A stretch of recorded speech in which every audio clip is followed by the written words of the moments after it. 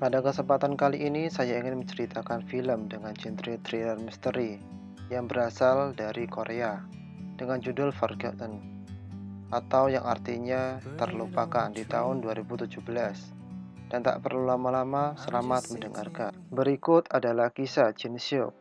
Dalam film ini kita sebut saja tokoh utama dengan sebutan Jin saja ya. Saat dia terbangun, dia berada di dalam mobil dalam perjalanan pindah ke rumah barunya. Singkat cerita, dia dan keluarganya sampai. Saat melihat rumah itu, dia seperti pernah ke sana sebelumnya. Di sampingnya adalah kakaknya. Dia adalah kebanggaan semua orang. Dia bisa segalanya dalam studi maupun hal lainnya. Tidak seperti dirinya, yang lambat mencerna informasi. Di samping itu, Jin mempunyai penyakit neurastenia yang mengganggu kejiwaannya.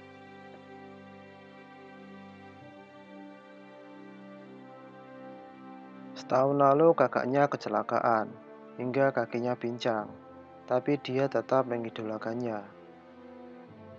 Kemudian mereka masuk dan mempersiapkan semuanya. Ternyata dia dan kakaknya dalam satu kamar. Walaupun ada satu kamar lagi di atas, tetapi mereka bilang kamar itu masih banyak barang penghuni lama. Mungkin 2 minggu lagi akan diambil. Dan berkata, jangan sekali-kali membuka kamar itu. Di sini ada paman yang membantu Jin, membawa barang, dan lantas bicara pada Jin dengan rasa bingung dan penasaran. Tadi itu siapa? Jin berkata itu kakakku. Dan dia berkata lagi, apa nggak salah? Berapa umurnya?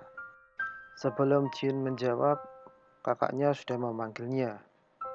Malam harinya, Jin dan keluarganya makan bersama. Tiba-tiba, dia mendengar suara benda jatuh dari kamar atas tersebut. Tetapi keluarganya bilang, mungkin itu suara guntur, karena saat itu memang hujan lebat. Kemudian, dia bersiap tidur. Jin yang sambil mendengarkan musik, kembali mendengar suara dari kamar tersebut.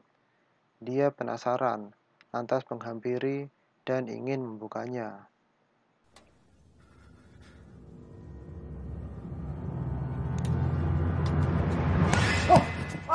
Tapi keburu ketahuan oleh kakaknya.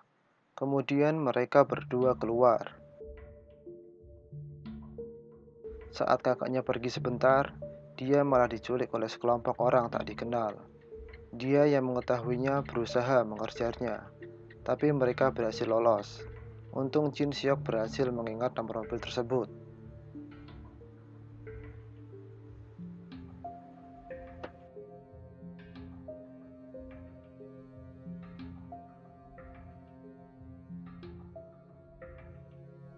Jin bergegas pulang dan menceritakan semuanya. Lalu dia pingsan. Saat pingsan, dia seperti mengingat masa lalu dalam mimpinya. Terlihat dia disiksa dan disuruh mengaku sesuatu. Saat dia sadar, polisi sudah ada di rumahnya dan meminta keterangan pas kejadian tersebut. Dan dia bilang, melihat nomor mobilnya. Tetapi polisi bilang, nomor itu tidak ada. Lantas mereka menyalahkan penyakit jiwa Jin, hingga dia dikira mengingat sesuatu yang salah. Polisi pun membantu keluarga Jin mencari informasi kakaknya. Waktu pun berlalu, tapi kabar kakaknya tetap tidak ada. Dia pun masih terus mengkonsumsi obatnya agar tetap tenang dan menunggu kabar kakaknya. Kemudian dia tertidur, dan mimpi itu kembali lagi. Saat bangun, tiba-tiba kakaknya sudah pulang secara ajaib dan berkata, "Aku baik-baik saja." Kemudian hari, saat Jin tidur, sesaat dia bangun dan melihat kakaknya sudah tidak ada di tempat tidurnya. Besok paginya, seperti biasa, Jin meminum obat, tapi obatnya malah terjatuh. Saat dia hendak mengambilnya, kakaknya datang dan mengajak makan bersama, hingga dia lupa akan obatnya. Lantas dia pun bertanya pada kakaknya, "Tadi malam kamu kemana?" Tapi dia menjawab tidak kemana-mana. Dia mengira Jin yang berhalusinasi. Saat kakaknya mau pergi, dia melihat kaki kakaknya aneh, karena diketahui yang pincang itu kiri, tapi saat itu malah yang pincang kanan. Kemudian Jin menyampaikannya, tapi kakaknya malah kembali berkata, "Mungkin kamu salah lihat lagi." Besok malamnya, Jin tertidur saat belajar, dan dia merasa kakaknya mengarahkan pensil ke arah matanya. Saat dia buka mata, kakaknya sudah tidak ada. Kemudian dia melihatnya di luar. Lantas dia mencoba mengikutinya. Sampailah pada komplek ruko. Alangkah terkejutnya dia saat kakaknya menemui beberapa orang, dan di antaranya adalah dua polisi kemarin.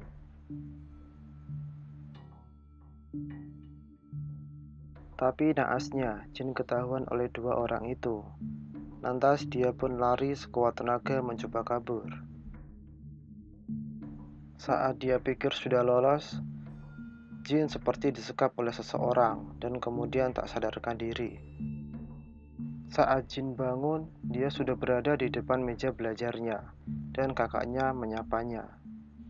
Dia yang kaget atas semua yang terjadi, lari ke kamar mandi, mencoba menghindari kakaknya dan bertanya semua yang terjadi. Namun kakaknya kembali menenangkannya dan bilang itu semua hanya halusinasi saja, karena sebelumnya tidak meminum obat karena obatnya terjatuh. Saat Jin tenang dan menerima keadaan itu semua, dia menemukan pensil yang diarahkan kepada matanya tadi malam. Dan semua itu nyata. Kemudian dia menceritakan semuanya ke ibunya dan berpesan jangan beritahu siapapun dulu. Tapi saat malamnya, Jin tiba-tiba bangun dan merasa haus. Kemudian tak sengaja mendengar ibu berbicara kepada ayahnya. Ibunya berucap, "Sepertinya anak itu sudah tahu semuanya, karena dia menceritakannya semua kepadaku." Jin yang terkejut merasa bingung dan memutuskan untuk melarikan diri. Tapi saat sudah berada di luar, dia dicegat oleh ayah yang sudah datang, dan kemudian ibu dan seseorang. Tapi dia berhasil kabur, dan sampailah ke kantor polisi. Seperti biasa, di kantor polisi pastilah diinterogasi, dan dia menceritakan semuanya yang terjadi. Lantas, polisi itu menemukan identitas Jin dan menanyakannya, "Apakah ini KTP-mu?" Jin menjawab, "Iya." "Umurmu 41?" Jin menjawab, 21. Kemudian polisi itu berkata, "Kamu lahirkan tahun 77, berarti umurmu 41." Jin bingung, terkejut, karena ini tahun 97. Polisi tadi menyuruh Jin melihat kalender dan televisi. Alangkah kagetnya Jin, bahwa ini adalah tahun 2017. Dan melihat stasiun televisi, sudah berganti presiden Amerika. Dan saat dia mendekati cermin dan berkaca, alangkah kagetnya Jin, bahwa dia melihat wajahnya layaknya orang tua. Awalnya saya mengira film ini hanya tentang misteri rumah tersebut, tapi di sini memperlihatkan plot yang mengagetkan tentang identitas Jin yang sebenarnya. Kemudian Jin kembali ke rumah itu, berusaha menemui semuanya dan meminta penjelasan.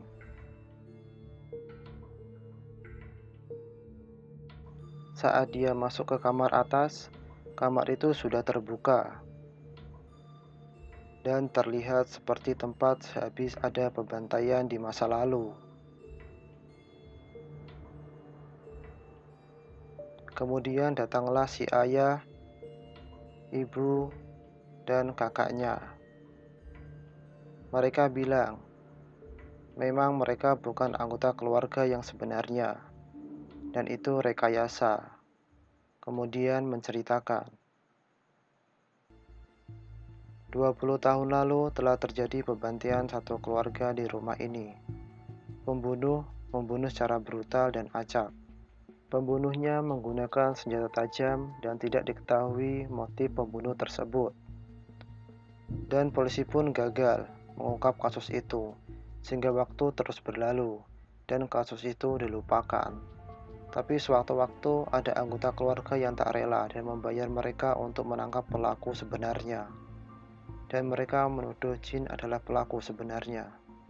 Mereka melanjutkan, Jin waktu itu tidak mengingat apapun, sehingga mereka merencanakan hipnotis, seolah-olah Jin kembali ke umurnya 21 dan mengatur semuanya, agar mereka tahu motif pembantaian itu dan siapa di balik semuanya.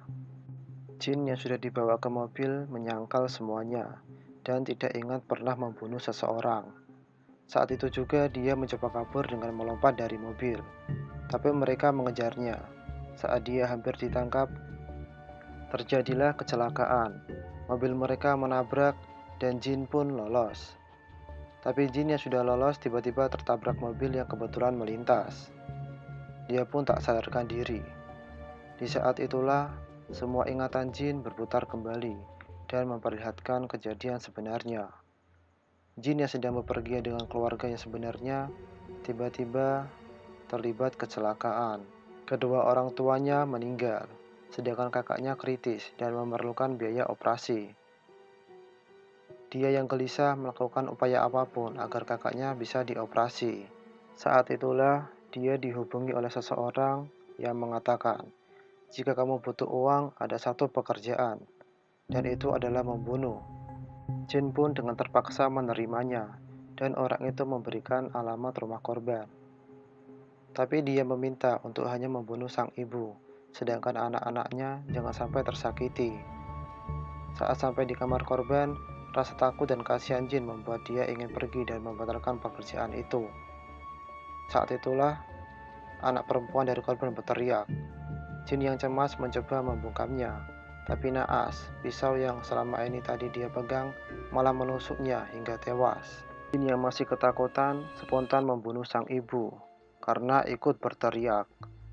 Saat Jin mau pergi, dia pun ketahuan oleh anak laki-lakinya yang kecil, dan dia menyuruhnya kembali ke kamar untuk menghitung 1 sampai 100 sambil menunggu ibunya kembali. Dan langkah Jin terhenti saat melihat foto terpampang di dinding. Ternyata yang menyuruh pekerjaan ini semua adalah sang suami, dan dia adalah dokter yang akan mengoperasi kakaknya. Besoknya Jin menemuinya dan bertanya, "Kenapa kau melakukan semuanya ini kepada keluargamu sendiri?" Dokter itu bilang, agar setelah istrinya tewas, dia mendapatkan asuransi dan dana itu untuk biaya anak-anak. Saat dokter itu tahu kalau Jin juga membunuh anak perempuannya, dia ingin membunuh Jin dengan ingin mendorongnya dari gedung. Tapi malah sebaliknya, dokter itu malah yang terjatuh. Jin menjadi sangat frustasi dan depresi. Mungkin itu adalah alasan Jin menjadi amnesia dan tidak ingat apa-apa. Saat Jin siuman, orang yang berpura-pura menjadi kakaknya sudah di depan matanya.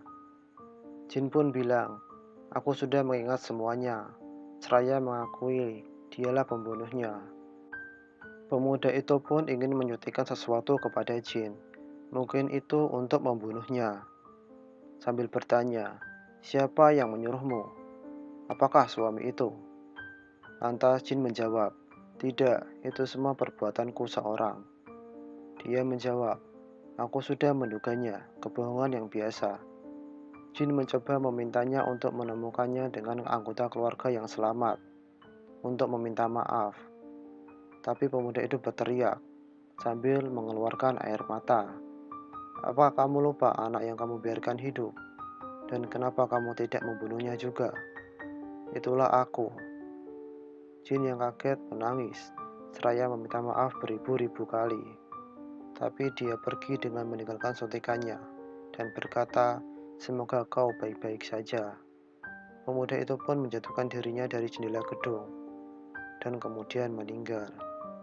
Jin pun menyesal atas semua yang telah terjadi dan menyuntikkan suntikan itu ke tangannya. Kesadaran Jin mulai hilang dan nafasnya mulai terhenti. Dan inilah akhir dari kisah Jin Xiu. Oke, itulah kisah Jin di film Forgotten 2017. Menurut kalian, semua plot dan twistnya super kan? Tapi ada yang mengganjal pertanyaan-pertanyaan ini. Kenapa Jin baru tahu wajahnya tua saat dia di kantor polisi? Apakah di rumah barunya dia tidak pernah bercermin? Dan yang kedua, kenapa dia bisa hilang ingatan? Apakah karena depresinya atau karena waktu lamanya setelah pembunuhan? Masih tanda tanya. Namanya juga film.